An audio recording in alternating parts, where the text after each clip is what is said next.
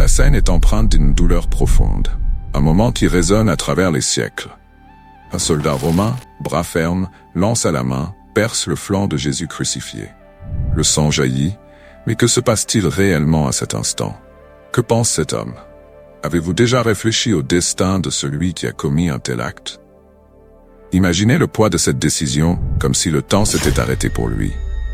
L'histoire ne s'arrête pas avec la crucifixion, non. La vie de ce soldat prend des tournants inattendus. Et si je vous disais qu'il est devenu partie d'une narration bien plus vaste?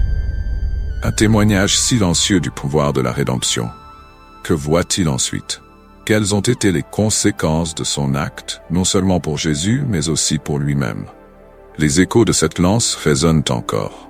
Que s'est-il passé avec ce soldat? Il est devenu un symbole, une figure qui transcende son moment de douleur.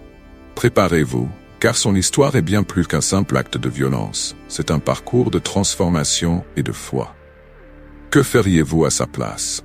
Ces interrogations résonnent, et la vérité peut être plus surprenante que vous ne l'imaginez. Quand nous pensons à la crucifixion de Jésus, l'image qui vient généralement à l'esprit est celle du Christ lui-même, cloué à la croix, souffrant pour nous tous. Mais il est fascinant de s'arrêter et de réfléchir à la figure du soldat romain, celui qui, d'un simple coup de lance, a perforé le côté du Sauveur. Le soldat faisait partie intégrante de ce contexte historique, inséré dans un empire qui dominait la Judée et avait ses propres règles et lois. Pour lui, Jésus n'était qu'un prisonnier de plus, un criminel à exécuter. Il n'y avait pas de compréhension plus profonde à ce moment-là. La crucifixion elle-même était une pratique courante parmi les Romains, utilisée comme moyen de maintenir l'ordre et de dissuader les rébellions. Le soldat, probablement, n'était que l'exécutant d'ordre, impliqué dans une routine qui englobait surveillance et contrôle. Cependant, en perforant le flanc de Jésus, il est devenu un personnage crucial dans la narration du salut. Ce n'était pas seulement un acte de brutalité. C'était un moment qui résonnerait à travers les siècles. Un acte qui, selon la tradition chrétienne, avait des implications bien plus profondes. Lorsque la lance a touché le flanc de Jésus, quelque chose de très symbolique s'est produit. Selon les récits bibliques, du côté du Maître a jailli du sang et de l'eau. Ce n'est pas seulement une description physique de ce qui s'est passé, mais une représentation riche en signification. Dans le contexte de la crucifixion, le soldat devient un témoin involontaire d'un événement qui allait changer le cours de l'histoire. L'acte de perforer le flanc de Jésus, bien que cruel, est entouré d'une série d'interprétations qui vont au-delà de ce que les yeux peuvent voir. Il est intéressant de noter comment différentes traditions et dénominations chrétiennes interprètent ce moment. Pour beaucoup, le soldat qui a perforé le flanc du Christ est vu comme un symbole de l'humanité, qui souvent agit sans comprendre la profondeur de ses actions. La crucifixion n'était pas seulement la mort d'un homme, c'était le sacrifice qui a ouvert les portes du salut. Et le soldat, dans ce contexte, représente la fragilité de la condition humaine face à la divinité. Ainsi, le soldat romain n'est pas simplement un personnage secondaire dans l'histoire de la crucifixion. Il est un lien entre la brutalité de l'exécution et la profondeur du sens théologique qui se déploie à partir de cet acte. Son action, bien que impersonnelle et brutale, nous invite à réfléchir sur ce que signifie être humain et sur l'importance du sacrifice de Jésus. En parlant de signification théologique, il est impossible d'ignorer la manière dont la perforation du flanc de Jésus s'inscrit dans les prophéties de l'Ancien Testament. Un des versets souvent mentionnés est Zacharie 12:10, qui parle de la manière dont un jour, ils regarderont vers celui qu'ils ont transpercé. La connexion entre ce qui s'est passé lors de la crucifixion et ces prophéties est profonde. L'acte du soldat n'est pas qu'une simple coïncidence. Il fait partie d'un plan divin qui se révèle au fil des Écritures. En perforant le flanc de Jésus, le soldat a mis en lumière la réalité de la douleur et de la souffrance que le Messie devait affronter. Ce n'était pas seulement un acte de violence, c'était l'accomplissement de promesses faites des siècles auparavant. La théologie chrétienne voit cela comme une confirmation que Jésus est, en effet, l'accomplissement des Écritures. La souffrance du Christ, qui s'est offert par amour pour l'humanité, est reflétée dans la prophétie qui garantit que le Sauveur serait blessé et que sa souffrance aurait un but. De plus, la perforation nous amène également à réfléchir sur la nature de Jésus. Il n'était pas seulement un homme, mais aussi le Fils de Dieu. À travers sa mort, et surtout à travers cet acte de perforation, la théologie chrétienne nous enseigne que Jésus est devenu le sacrifice parfait. Le sang versé à cet endroit ne fut pas vain, mais constitua la base de la rédemption de l'humanité. Dans la vision chrétienne, cette action du soldat devient un symbole de l'amour inconditionnel de Dieu, qui s'est livré pour nous. La discussion sur le sang et l'eau qui ont jailli du côté de Jésus est riche en symbolisme. Pour de nombreux théologiens, le sang représente la rédemption et le pardon des péchés, tandis que l'eau est vue comme un symbole de purification et de nouvelle naissance. Ensemble, ces éléments nous parlent beaucoup de la nature du salut qui est offert à chacun de nous grâce au sacrifice du Christ. C'est comme si, en perçant le côté de Jésus, le soldat inaugurait, sans le savoir, une nouvelle ère d'espoir et de vie. Ainsi, l'action du soldat n'est pas simplement un événement isolé. Elle s'inscrit dans un contexte beaucoup plus large de foi et de théologie.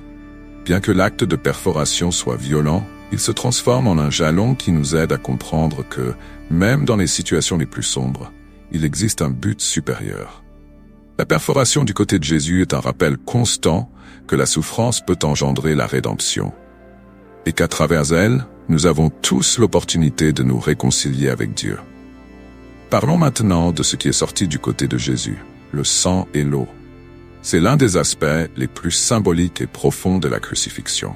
Lorsque le soldat a percé le côté du Christ, ce n'était pas simplement un liquide ordinaire qui a jailli, mais un symbolisme riche qui résonne dans les doctrines de la foi chrétienne. Le sang, bien sûr, est considéré comme l'essence de la rédemption. C'est par le sang de Jésus que, selon la croyance chrétienne, nous sommes pardonnés de nos péchés. Il est l'agneau qui a été immolé, et grâce à son sacrifice, nous avons la promesse de la vie éternelle. D'autre part, l'eau a également une signification profonde. Elle représente la purification et la nouvelle naissance.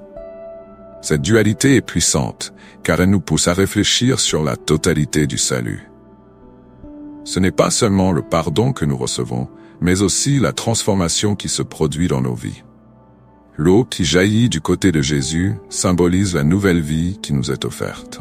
C'est comme si, en perçant le côté du Sauveur, le soldat révélait, sans le vouloir, la source de la vie éternelle qui jaillirait pour tous ceux qui croiraient. De plus, la relation entre le sang et l'eau peut être interprétée comme une invitation à réfléchir sur notre propre condition. Souvent, nous vivons dans un état de sécheresse spirituelle, sans réaliser que la source de la vie est à notre portée. L'acte de perforation nous rappelle que, même au milieu de la souffrance et de la douleur, il y a toujours une opportunité de renouveau. Le sang et l'eau qui sortent du côté de Jésus nous invitent à nous approcher de lui, à rechercher cette purification et à nous laisser transformer par son amour. Et bien sûr, nous ne pouvons pas oublier que cette image résonne également dans la liturgie chrétienne. Le sang et l'eau deviennent des éléments centraux dans la célébration de l'Eucharistie, où les fidèles sont invités à participer au corps et au sang du Christ. La perforation du côté de Jésus n'est donc pas seulement un événement historique, mais une action qui continue d'être célébrée et mémorisée par des millions de personnes à travers le monde. C'est un moment qui transcende le temps et nous connecte au sacrifice qui nous a donné la vie. Enfin, l'analyse du sang et de l'eau qui ont jailli du côté de Jésus nous amène à considérer la profondeur du mystère de la foi. Ce qui semblait être un acte de cruauté se transforme en un symbole d'espoir et de renouveau.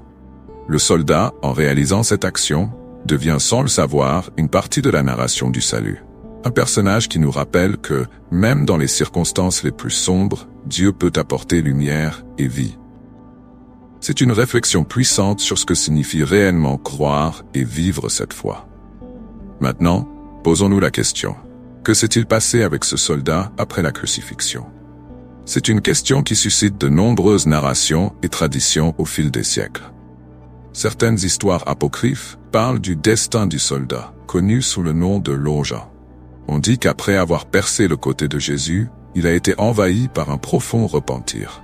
Ce qu'il avait fait pesait sur sa conscience, et cela l'a conduit à rechercher un sens plus grand à sa vie.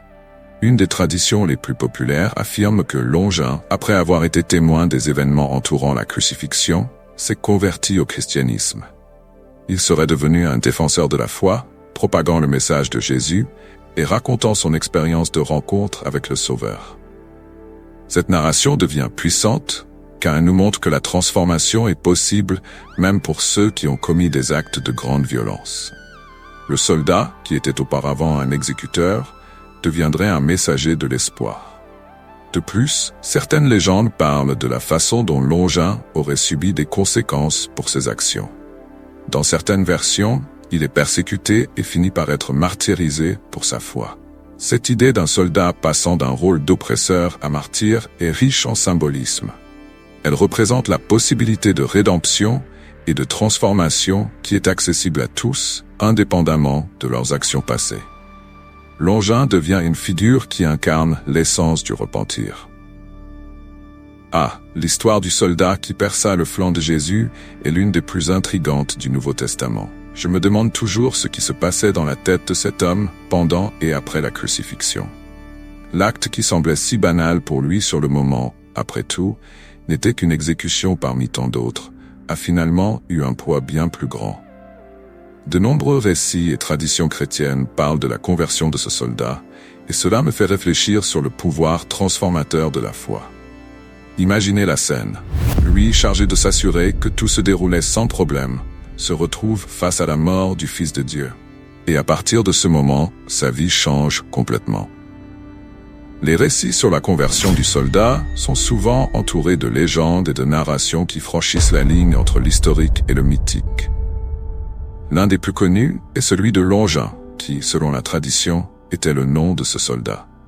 Après la crucifixion, il aurait été touché par une profonde sensation de repentir, et dans certaines versions, aurait même été guéri d'une cécité en touchant le sang de Jésus. Cette guérison n'est pas seulement physique, elle symbolise une nouvelle vision de la vie et de la foi.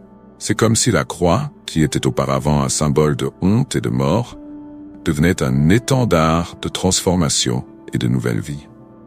Cette conversion ne concerne pas seulement un soldat qui a regretté, c'est une histoire qui résonne profondément dans l'expansion de la foi chrétienne. En se convertissant, Longin ne devient pas seulement l'un des premiers disciples de Jésus, mais aussi un exemple que personne n'est hors de portée de la grâce divine. Imaginez les répercussions de cela.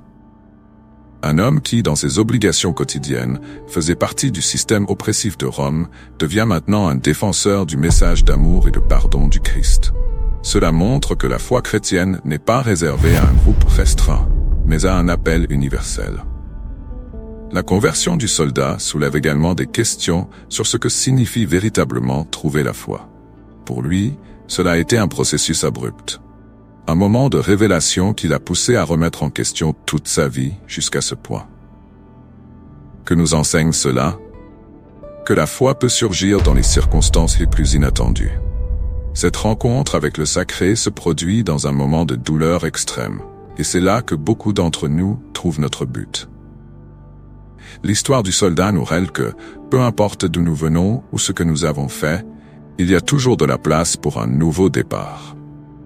La figure de Longin, par conséquent, sert de puissant symbole de conversion. Il représente non seulement le repentir, mais aussi la possibilité de rédemption. Son histoire est un témoignage de la manière dont un acte, même minime, peut avoir des répercussions éternelles. Et à la fin, je me demande, n'avons-nous pas tous un peu de ce soldat en nous? La possibilité de changer, de se racheter et d'embrasser une nouvelle vie est quelque chose qui, si nous regardons de près, est toujours à notre portée. Lorsque nous pensons au soldat romain qui perça le flanc de Jésus, la figure de Longin nous vient immédiatement à l'esprit, devenant une icône dans les traditions chrétiennes. L'art et la littérature, au fil des siècles, ont approprié cette image, la transformant en un symbole puissant de repentir et de foi. Le soldat n'est pas seulement un personnage d'une histoire ancienne. Il porte une signification profonde qui résonne encore aujourd'hui. Dans l'art chrétien, on le voit souvent représenté avec une lance, et son regard est souvent empreint de réflexion et de chagrin. Cette représentation visuelle nous renvoie à une transformation intérieure. Longin est ainsi une figure présente la lutte entre l'obligation et la conscience, entre l'autorité et le repentir. En le regardant, nous sommes rappelés que la foi peut émerger même dans les situations les plus inattendues et sombres. Il est un lien entre le passé et le présent, montrant que la rédemption peut être atteinte par quiconque, peu importe la gravité de ses actes. De plus, le soldat devient un symbole de la manière dont le repentir peut mener à la foi. Dans plusieurs œuvres littéraires, sa transformation est explorée comme une métaphore pour le parcours spirituel de beaucoup. Écrivains et poètes utilisent souvent la figure de Longin pour discuter de thèmes tels que la culpabilité, l'espoir et la quête de vérité. Il nous invite à réfléchir sur nos propres vies et les choix que nous faisons.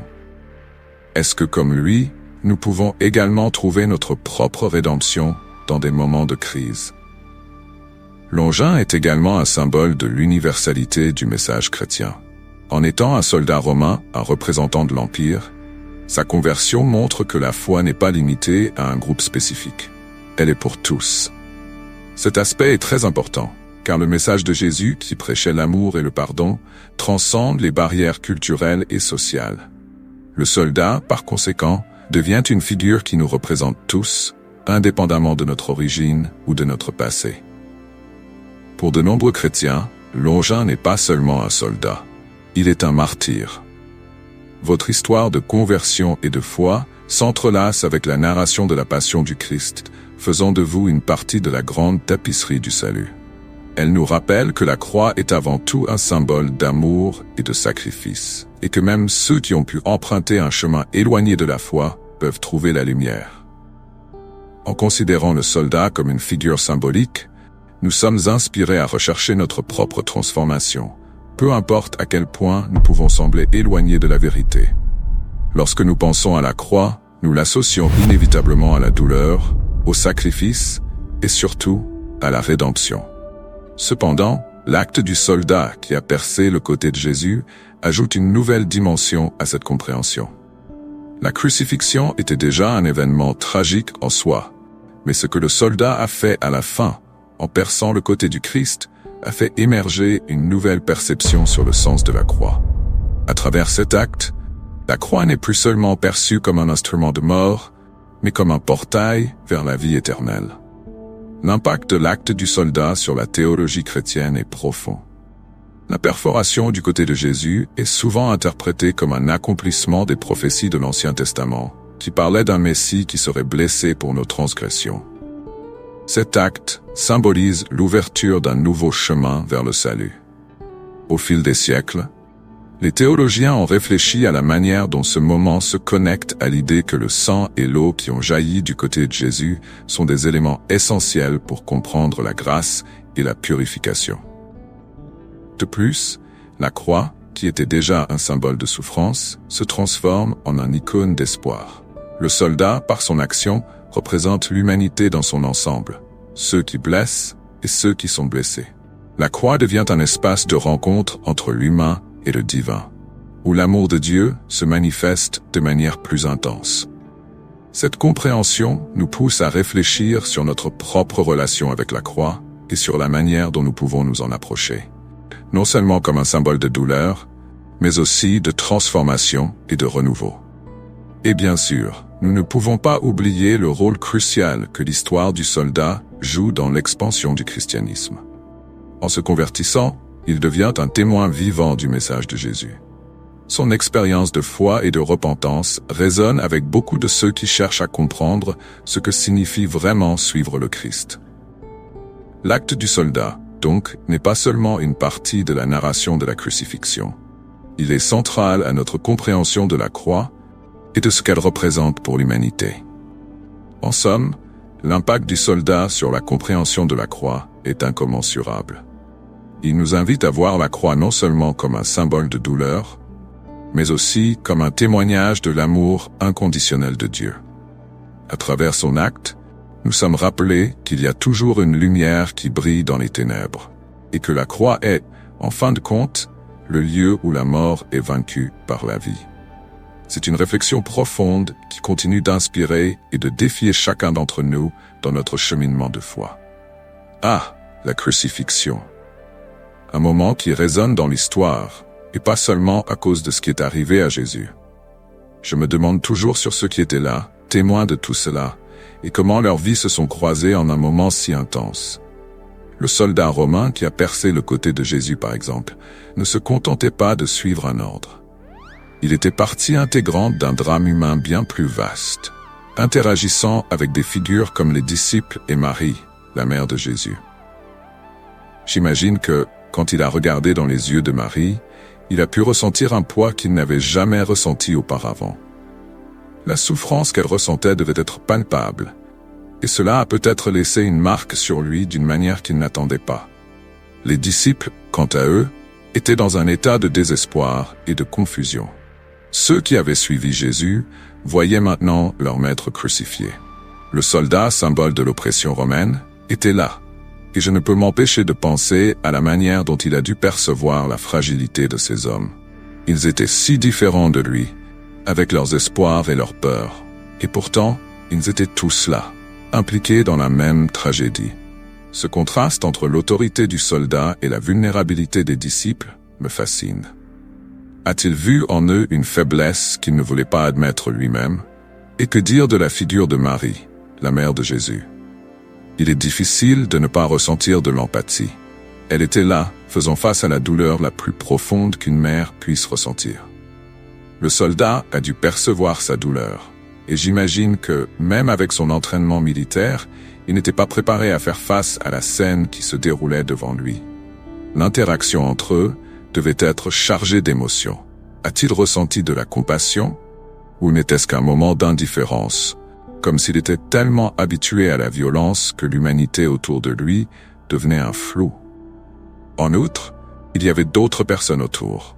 Les curieux, ceux qui se moquaient, ceux qui pleuraient. Le soldat était au cœur de tout cela, et sa présence rappelait la brutalité de l'Empire romain. Cependant, il était aussi un être humain, et je me demande s'il s'est senti isolé au milieu de toute cette scène. C'était comme s'il jouait un rôle qu'il ne voulait pas endosser, mais dont il n'avait d'autre choix que de s'acquitter. Cette relation entre lui et les autres personnages de la crucifixion est un aspect qui m'intrigue vraiment, car elle révèle la complexité de la condition humaine. Enfin, l'interaction du soldat avec ces figures n'était pas simplement un moment isolé. Cette rencontre a eu des conséquences qui ont résonné pendant des siècles. La façon dont il a vu la douleur de Marie, le désespoir des disciples et la manière dont tout s'est déroulé a dû laisser une empreinte dans son âme. C'est presque comme si, à cet instant, il avait été confronté à l'humanité elle-même. La cruauté de cette scène et la fragilité de la vie humaine étaient entrelacées d'une manière qu'il ne pouvait ignorer. Cela me conduit à réfléchir. A-t-il été touché par cette expérience, même si ce n'était que pour un bref moment? L'héritage du soldat qui a percé le côté de Jésus est un thème fascinant, et pour être honnête, il va bien au-delà de l'histoire que nous connaissons. Après la crucifixion, de nombreuses traditions et pratiques dévotionnelles ont commencé à émerger autour de sa figure. Il est curieux de voir comment quelqu'un qui, à première vue, peut sembler simplement un exécuteur d'ordre, est devenu un objet de vénération et de révérence. Les communautés de foi ont commencé à raconter des histoires à son sujet, et ces récits ont évolué au fil du temps, créant un culte qui perdure jusqu'à aujourd'hui. Une des traditions les plus connues est la vénération de Longin, le nom attribué à ce soldat dans certaines traditions chrétiennes. Les légendes racontent qu'après la crucifixion, il s'est converti au christianisme et est devenu un défenseur de la foi. Cette transformation est une partie essentielle de l'héritage qu'il a laissé. Au fil des ans, de nombreuses églises ont commencé à célébrer la vie de Longin, mettant en avant l'idée que même ceux qui ont participé à la crucifixion de Jésus pouvaient trouver la rédemption. Cet aspect du culte est quelque chose qui m'impressionne toujours, car il parle de la nature de la miséricorde et du pardon. Les festivités en l'honneur de Longin variaient d'une communauté à l'autre. Certaines célébraient l'événement avec des messes spéciales, tandis que d'autres organisaient des processions en sa mémoire. Il est intéressant de penser à la façon dont une figure qui, à un moment donné, était un symbole d'oppression, s'est transformée en un symbole d'espoir. Je me demande comment les personnes qui participaient à ces festivités se sentaient. Voient-elles le soldat comme un reflet de leur propre lutte et la possibilité de transformation dans leur vie? De plus, le culte de Nongent a mis en lumière l'importance du repentir. Les histoires qui circulaient à son sujet soulignaient que personne n'était irrémédiablement perdu. C'est un thème central dans le christianisme. L'idée que chacun a la capacité de changer, indépendamment de son passé. Le soldat est devenu une icône de la possibilité de renaissance spirituelle, et cela a profondément résonné avec beaucoup. Je ne peux m'empêcher de penser à l'impact que cette idée a eu sur les communautés et comment elle a contribué à façonner la compréhension du christianisme primitif. Enfin, l'héritage du soldat romain est un puissant rappel que l'histoire n'est pas faite seulement par des héros, mais aussi par des figures qui, dans un moment de faiblesse ou d'ignorance, peuvent trouver la lumière. Le culte à Nongent témoigne de la façon dont la foi peut transformer même ceux qui ont commis des erreurs impensables. À travers lui, beaucoup ont trouvé espoir et inspiration, montrant que le parcours spirituel est rempli de rebondissements et d'opportunités pour la rédemption. Et, quand je regarde cette histoire, je suis touché par la profondeur de la miséricorde divine qui peut atteindre même les cœurs les plus endurcis. Ainsi, tout au long de l'histoire, le soldat qui a percé le côté de Jésus n'a pas été simplement un personnage oublié. Sa vie, marquée par un acte si brutal, s'est transformée en quelque chose de bien plus profond. Vous êtes-vous déjà arrêté pour penser au poids qu'il a porté? La culpabilité, la rédemption et l'impact de ses actions ont résonné à travers les siècles. Imaginez ce que cela a dû être de voir le ressusciter, cet homme qu'il a lui-même blessé. Que pouvait-il avoir en tête en entendant les mots de pardon? Cela nous amène à réfléchir. Jusqu'où va la miséricorde? Pensez-vous qu'il a trouvé la paix? Ou l'ombre de son acte l'a-t-elle accompagné pour toujours? Et si nous regardons nos propres vies, combien de fois ne sommes-nous pas, comme ce soldat, commettant des erreurs qui nous hantent? Mais la bonne nouvelle, c'est que, tout comme lui, nous avons tous la chance de réécrire notre histoire. Explorons ensemble comment la grâce peut transformer des destins. Mais vous, que feriez-vous à sa place? Comment géreriez-vous vos choix? Restez à l'écoute, car le voyage de rédemption et de découverte ne fait que commencer. Ne manquez pas ce qui vient ensuite.